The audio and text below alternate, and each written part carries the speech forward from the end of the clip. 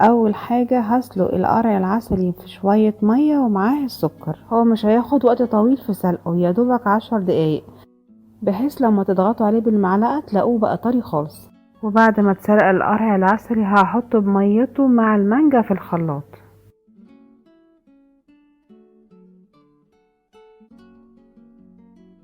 ولما نيجي نشغل الخلاط نشغله مدة قصيرة أوي، يا دوبك لفتين تلاتة مش أكتر من كده.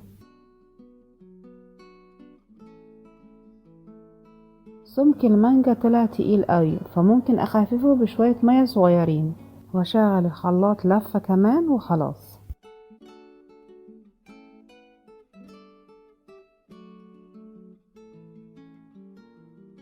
سمك المانجا كده حلو أوي، هصبها في شوب عصير زي بتاع المحلات بالظبط.